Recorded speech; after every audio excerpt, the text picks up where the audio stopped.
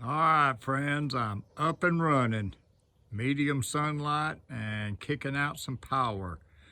I've got 14 455 watt, 11 amp solar panels hooked up in 2 strings of 7. So 7 on the left, 7 on the right.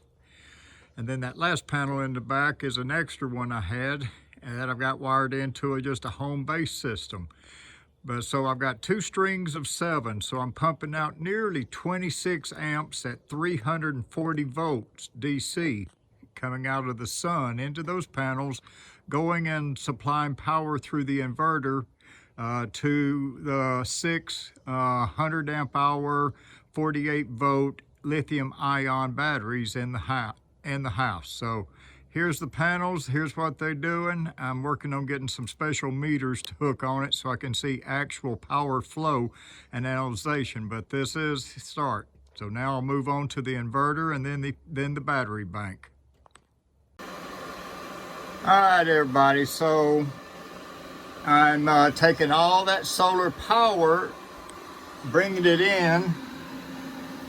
It comes into this main box here, so I can disconnect it from the system. I've got a main breaker here for my batteries. That's 48 to 56 volts DC there. This is the EG4. This is the heart of all the systems and everything.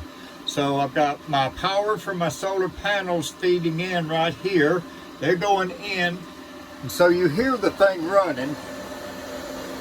Puts out a lot of heat.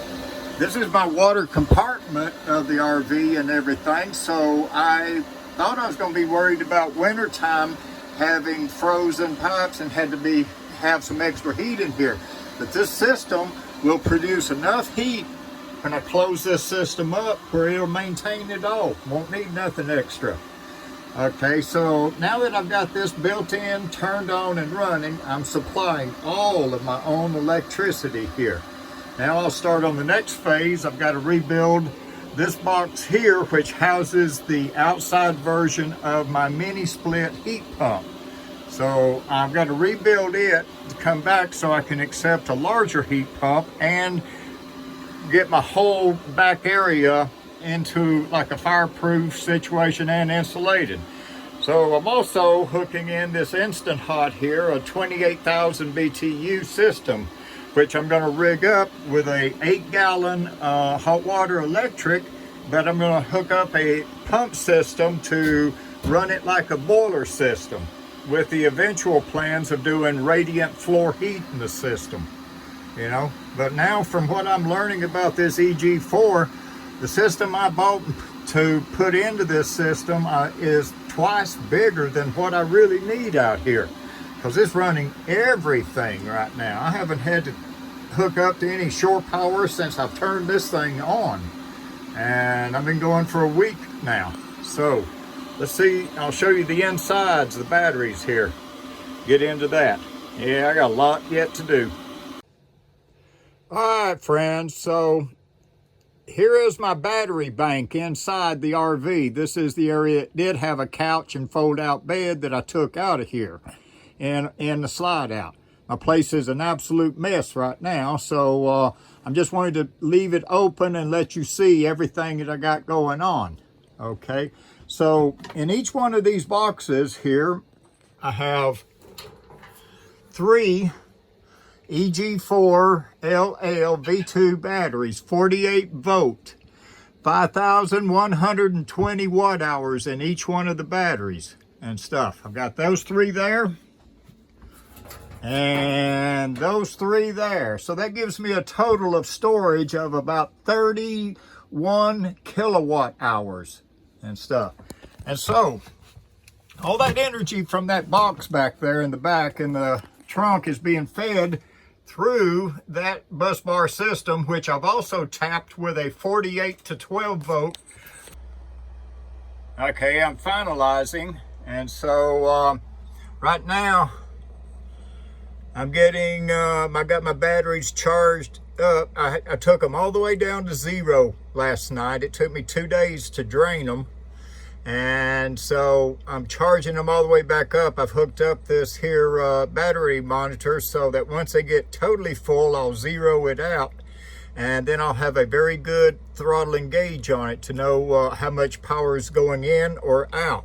So right now, off of the solar panels, off of 14, 2 strings of 7, I'm delivering through that charge controller in the back. It's sending 66.8 amps into the batteries, to charging the batteries here that I'll show you in a moment.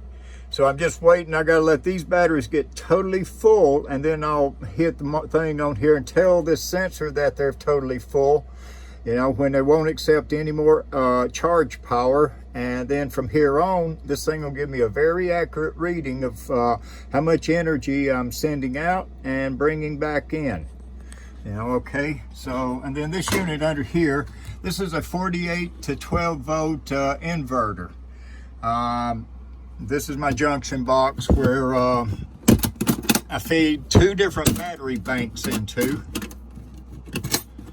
Combiner box.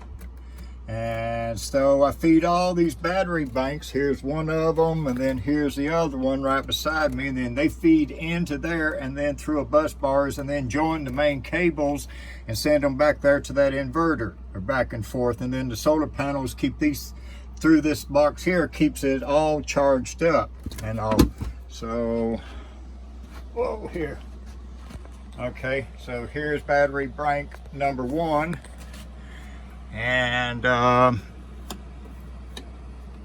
so I took it down to totally down to 20% this morning, and I've got it back up to about nearly 75%. So they're charging. I'm getting 10 amps and 11 amps and 10.10 amps in each of these batteries, charging them back up. Idea is I want to get them back up to 56 volts, you know, then float them off to 54 volts, you know, and same on this bunch over here. So just through today, I've delivered from my readings up there nearly 30 kilowatts of power from the panels. So it's going to be interesting how much more juice I can produce. So I'm going to be putting all this back together. I'm still in work mode, and I got to, you know, cover it up some, but and get everything back up. Then I'll hook up all my electronics and monitors, computers, and all that stuff, and let you see what all this powers. Right now it's powering the mini split, the electric water heater, the microwave, hair dryers, all the electricity, refrigerators, everything in here. I'm getting, like I say, the panels are powering all that, plus sending 60 something volts or amps to the batteries. This is a kick-ass system. Alrighty.